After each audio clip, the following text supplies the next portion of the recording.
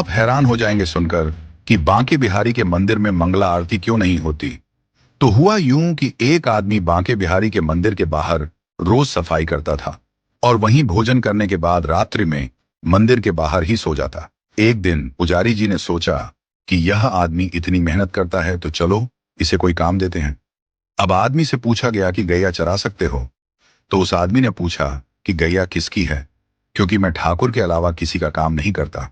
तो पुजारी जी ने कहा कि गैया भी ठाकुर जी की ही है। तो उसने कहा मैं कर दूंगा। तो पुजारी जी ने कहा कि तुम कल से गैया लेकर जाना और तुम्हें भोजन भी वहां जंगल में ही मिल जाएगा। अगले दिन वो गैया लेकर गया और गैया चराने लगा।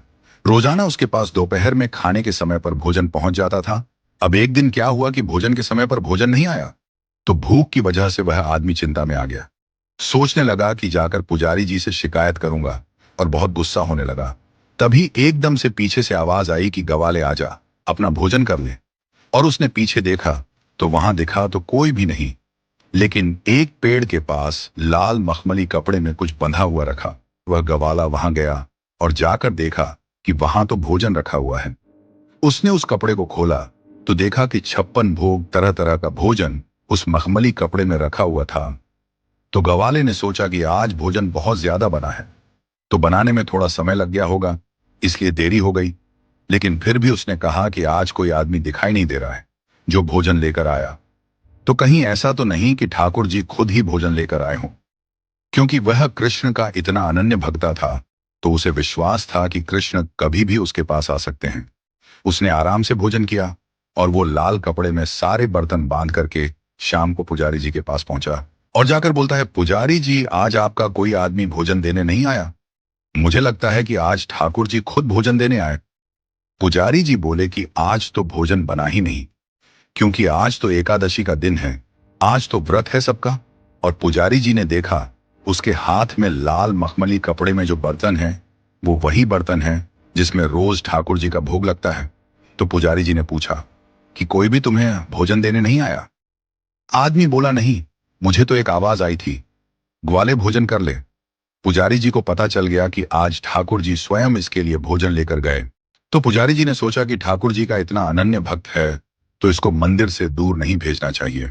तो पुजारी जी ने कहा कि आज से तुम्हारी ड्यूटी मंदिर में ही है, यहीं रात को चौकीदारी करो, मंदिर का ध्यान रखो। मंदिर के द्वार बंद होने के बाद कोई भी मंदिर में आए जाए नहीं। तो उस रात से उस ग्वाले की ड्यूटी शुरू हो गई। वो मंदिर की चौकीदारी कर रहा था। तभी आधी रात को स्वयं बांके बिहारी बाहर आए और चौकीदार से बोले कि मुझे जाने दो। उस ग्वाले ने ठाकुर को रोक लिया। तो ठाकुर जी ने पूछा, भाई मुझे क्यों रोक रहा है, मुझे तो जाने दे। ग्वाला बोला, नहीं, मुझे पुजारी जी ने बोला है कि यहां से कोई भी आए जाए नहीं, तो आप भी अंदर जाइए और यह आराम का समय है तो आराम कीजिए। ठाकुर जी ने कहा, भैया मुझे तो निधिवन जाना है, ये तो सदियों से मैं जाता आ रहा हूं। अब क्योंकि ठाकुर जी तो छलिया थे तो ठाकुर जी ने ग्वाले को मोह लिया और उसे बोला कि अच्छा ऐसा करो कि तुम मेरे साथ चलो और कुछ समय वहां रहकर वापस आ जाएंगे। जब मैं यहां नहीं होऊंगा तो तुम चौकीदारी किसकी करोगे। अब वह मान गया और ठाकुर जी के साथ चल दिया। ठाकुर जी निधिवन के अंदर चले गए और वह निधिवन के बाहर बैठा गया। सुबह होने से कुछ समय पहले ठाकुर जी निधिवन के बाहर आए और ठाकुर जी ग्वाले के साथ वापस मंदिर आ गए।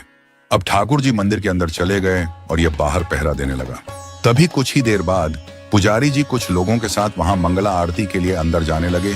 तो ग्वाले ने पुजारी जी को अंदर जाने से रोक दिया। तो पुजारी जी ने कहा, क्यों। तो वह आदमी बोला, रात को ठाकुर जी बाहर आए थे, मेरे को लेकर निधिवन चले गए, वहां अंदर जाकर के सारी रात रास किया और अभी अभी थोड़ी देर पहले यहाँ आए हैं, तो भैया थोड़ा आराम तो करने दो ठाकुर जी को। पुजारी जी ने सोचा कि ठाकुर जी इसका भोजन लेकर आए थे और ये कह रहा है कि कल रात को ठाकुर जी आए थे, तो इसकी बात माननी पड़ेगी। यकीन मानिएगा दोस्तों, पुजारी जी सब लोगों के साथ वहीं बैठ गए और सुबह हो गई। और जब धूप निकल आई तब ग्वाले ने बोला कि अब आप जाकर पूजा कर सकते हो। तब से लेकर आज तक कभी बांके बिहारी के मंदिर में मंगला आरती नहीं होती और केवल साल में सिर्फ एक दिन मंगला आरती होती है और वह दिन है जन्माष्टमी का दिन।